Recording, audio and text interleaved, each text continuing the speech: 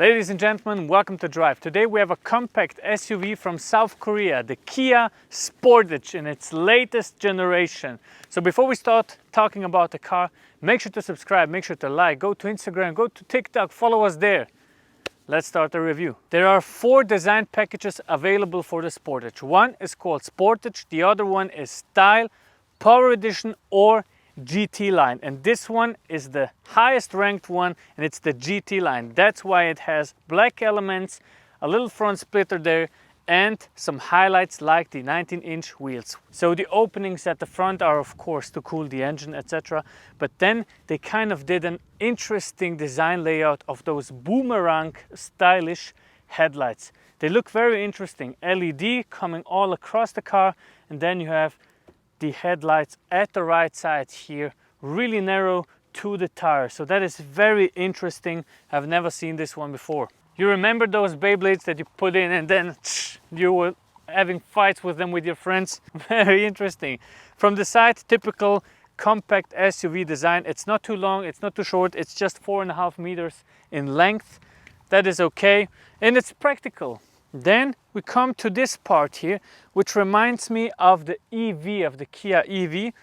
The new design language kind of finds its place at the Sportage again. The spoiler lip, this very deep decline here, very interestingly made. For somehow they remind me also like a copy of an Aston Martin DBX. Really. Strangely, but this part here reminds me always of the DBX because it's such a brutal decline. Back design is kind of practical, very easy to look at, nothing difficult, no, not too much. A little bit of this diffuser here, fake diffuser, but it looks clean, really clean. Let's look at the boot space. 561 liters with the seats in the normal position, as you can see here. This is our back, fits perfectly well. When you put the seats down, you have 1,751 liters of boot space available. Very nice for everything you want to transport. This is the full package you can actually get, the GT Line one. So you have Harman Kardon system, you have a 3D, very ergonomic design of those 2 screens here. You have leather seats, beautifully made. For example, I can press here if I want to park somewhere. Now I have a fully detailed visualization 3D of my car. To be honest, I like that a lot. It reminds me of a BMW. Then let's talk a little bit about the design. You have this curved screen, which I think is very good because it's driver oriented. It's a very driver oriented cockpit. It stops right here where the passenger side starts, so that is very good. Everything is reachable from here.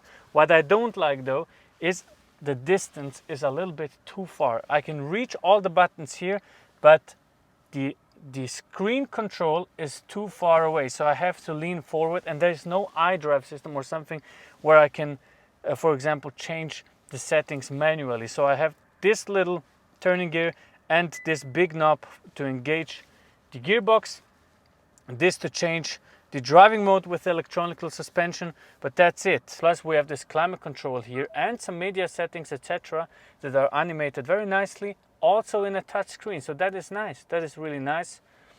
I like it, I really do like it. Then we have this panoramic roof, of course, that you can open, and it opens quite wide. It's really a long piece, like very long, and it doesn't open all the way. That is not that good, but you can look at the stars when chilling inside of the car. So that is good. Welcome to the back of the Kia Sportage. We have some highlights here because the seats there are very good, very comfortable. I have plenty of knee space, to be honest. This is my driver's position. I can fit beautifully well, and I'm leaning backwards, so this is a very chill drive. I could actually enjoy it. Plus I have heated seats at the back. I can just press these 2 little buttons where the mirror button is and heat my seats at the back. Plus what I also can do is I can change the position if I want to sit straight forward or more lean to the back. Very nice. Then of course armrest with 2 cup holders. Not that spectacular, but the biggest highlight at the back of this car is the charging ports. I can take this iPhone cable, plug it in here at the front seats, then take my phone, plug that in also, and charge my phone. Beautiful. All right, let's have a look at this engine to find out what is transporting this 1.7 ton car around town. So since this is a, let's say, compact SUV, we have a 4-cylinder turbocharged engine with 1.6 liters displacement, produces 180 horsepower and 265 newton meters of torque. It accelerates the car from 0 to 100 in 9 seconds flat and tops out at 201 kph. Fuel economy wise, it's not that bad, 7.2 liters at 100 kilometers, so that is good. Plus we have a mild hybrid system with a 12 kilowatt battery maximum capacity. Very nice. All right, welcome to the driving experience of this Kia Sportage 1.6 liter. So inside of the car, very comfortable, very nice. Nothing extraordinary, to be honest. It's really not that spectacular, but it's a very comfortable and good car to drive. So what I notice immediately is, just by driving it for a little bit, you can tell that this suspension is brilliant. It really is a good suspension. It's so comfortable. The assistancy systems in this car are also great. I don't even have to look at the left or right mirror because I have all the assistancy that does it for me. Blind spot assistant, 360 camera. I have even a reverse parking assistant that tells me if a cross collision is possible or not. There are so many different assistances. It's really an easy car to drive and to operate. It's not going to be the most powerful car. As I said, 9 seconds to 100. But what I want it to be is ecological. Otherwise, I don't see the reason why I should buy a car like that. We have 3 driving modes: Eco, Normal and Sport. To be honest, Eco just makes it a little bit more, the throttle response, etc. is not that aggressive. Sport mode changes the behavior, of course. It makes it shift faster, it makes the throttle response a little bit more aggressive, so that is okay. But we are here to find out what we can do in Eco mode. Driving a car like this is very comfortable, it is very easy and practical, and I could see myself driving one of these daily just from the perspective of how it drives. Design wise, it's really not that appealing to me, really not. I think there are other cars that look much better. Steering wheel feels very nice also, leather steering wheel. So the seats, for example, are cooled seats. I feel that right away. It's beautiful, it's very comfortable, and you can take this car for long drives. So when blinking, for example, you can see that it shows me what I have left and right. I see the speed, it doesn't change, so I'm always informed. I think that is really brilliant. All in all, it's a good driver's car, really.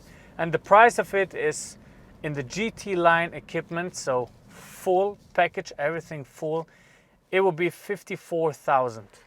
All right, new price 54,000 for this car exactly. Not too expensive, not very cheap. It's right in the middle, just like the car is as its base form. It's right in the middle of everything. So I would say that is okay. All right, so we are cruising at 7 liters at 100 kilometers. Let's see how the performance is accelerating. It's okay. It's okay. It changes up to sailing mode quite fast. So every time you release the throttle, it goes into sailing mode and you're just cruising along in Eco mode. And we are hovering at about 7 liters to 100 kilometers, driving for half an hour now. That is great for a big car like this is. We don't have to forget, it's an SUV, kind of a compact SUV car. So that is really not that much fuel for a car like this. All right, so we're driving at 7.3 liters. Let's see what it can do on the Autobahn. You hear that? Engine noise, fake engine noise.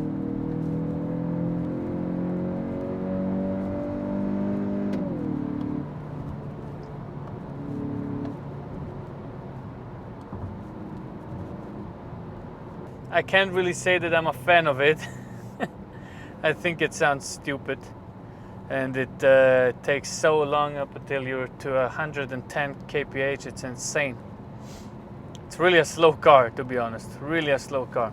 But hey, it isn't for racing, it's just a car to drive around town, bring your kids to school, you have 7 years of warranty, You can bring the car into a service for free for about 10 years. It's great. It's really a great car for every day. And that's the only reason you would buy a car like this. We're driving now at 8 liters. I stepped on the throttle a little bit. If we just hover along at those 110, 120 kph, the car is pretty much going to stay at 7 to 8 liters, and that's about it. It's a great daily driver. All right, I think you got the message. Wish you the best. Have a beautiful week. Subscribe. See you in the next one. Bye bye.